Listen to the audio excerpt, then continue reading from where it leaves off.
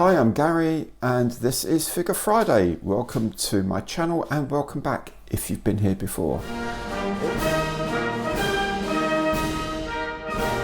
In this first ever episode, I'm preparing a battalion of British Guardsmen, specifically 1st Battalion 2nd Guards, from the campaign in the Peninsula of 1811.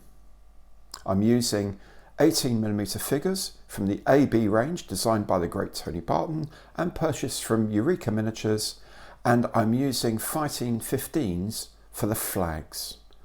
I've been using this scale for 30 or so years. It's the one I'm most familiar with. Now remember, I'm not doing this from the perspective of someone entering a competition for painting. I'm doing this as a normal everyday wargamer. However, the figures will look stunning and they will really intimidate any opponent you come up against. If you like the video, and I hope you do, then do please remember to subscribe to my channel using the link in the bottom right corner there. That way you can get to see all of my build videos and painting videos, all my back catalogue, and you'll get notification of new videos as they're completed. If you really like the channel, then you can support it by going to Patreon or buy me a coffee. Links to those are in the information box below. So let's get on and have a quick look at the history of the Coldstream Guards.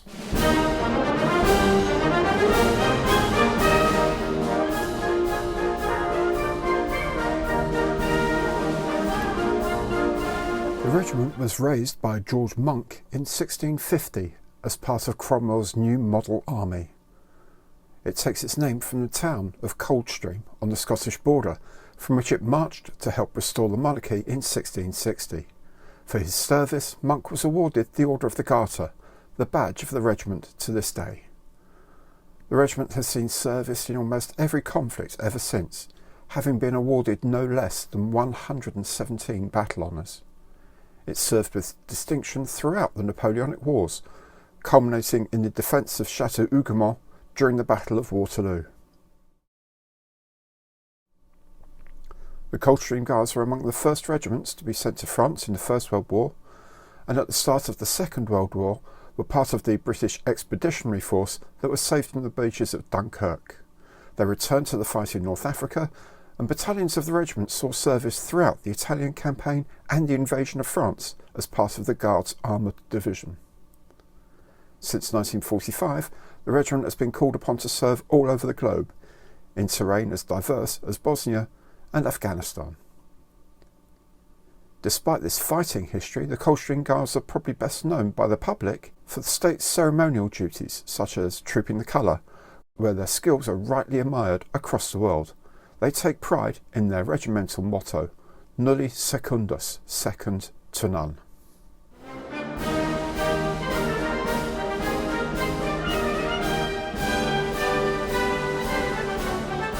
The British battalion was made up of 10 companies. Here the battalion is in line formation. At each end of the line are the flank companies, the Grenadiers to the right of the line, and the light company to the left. The 8 companies in between are the centre companies. These form the bulk of the fighting force.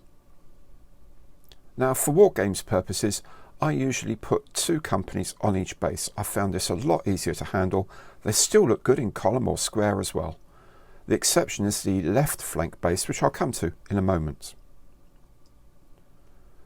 The British Line Company was nominally 100 men, so 5 figures at a 1:20 figure ratio that I use for 18 and 15mm wargaming. So that would be 10 figures for a 2-company base.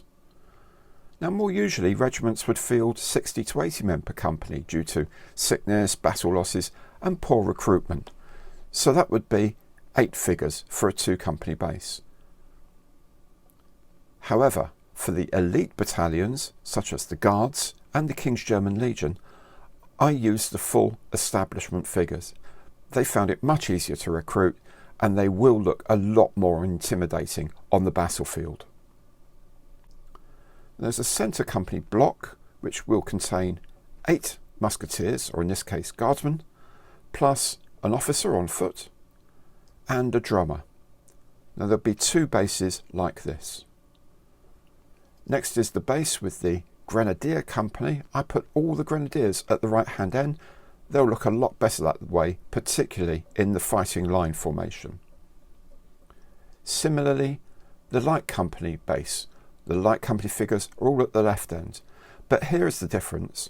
I actually like to split off the light company figures from the rest of the base. Now the reason I do this is for when you form a skirmish screen, you can take those figures from the end of the line and then deploy skirmishers as a screen in front of the line.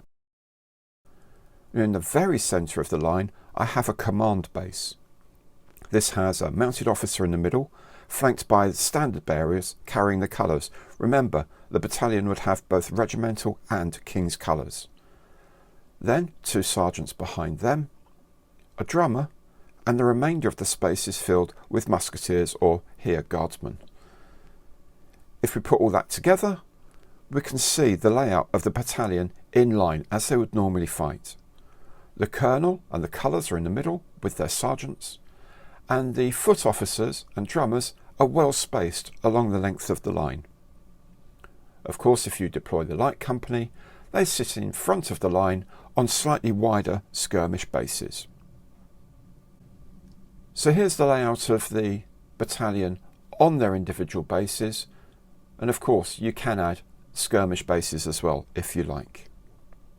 This gives us a shopping list of 1 mounted officer, 4 officers on foot, 2 standard bearers, 2 sergeants, 5 drummers, 8 flank company figures, remember these are the Grenadiers and the light company in line, 27 centre company figures, and if you want them, 4 light company skirmish figures as well.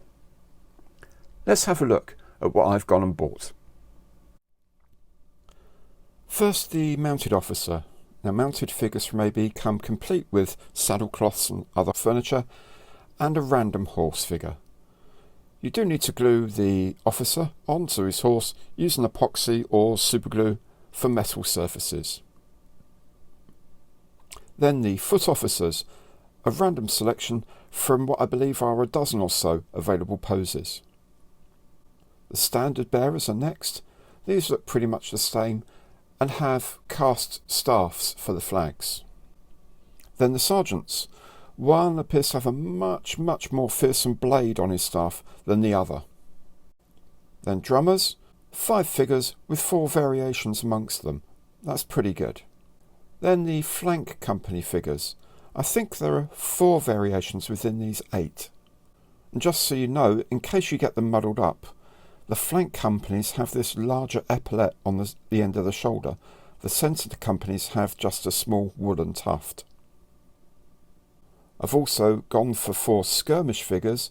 Note that the bayonets are not fixed when they're skirmishing. Then the centre company figures. Now, I've counted 11 variations here. I guess there's probably a dozen altogether. There are subtle differences of foot and arm positions. I've got 27 of these figures in total. Now what I do need to do is go through all of them and check for flash and excess casting metal and give them a decent clean up so they're ready for painting. And there we have it. The entire battalion, 52 foot figures and 1 mounted figure if you're going with a skirmish screen. The flags come from the company Fighting 15s. This is part of a set covering the order of battle for Fuentes de Oñoro on May the 3rd to the 5th, 1811. This is the Anglo-Portuguese Army, the 1st Division, and the 1st Brigade under Stopford contains the 1st Battalion Coldstream Foot Guards. The colours and sharpness of these flags are remarkable, and the paper's a good thick stock that makes it very easy to wrap around flagstaffs. But we'll see that in the next video.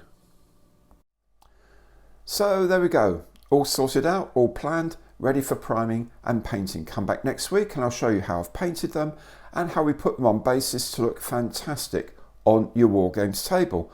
Now remember, if you've enjoyed this, do please click on the subscribe link in the bottom right corner there.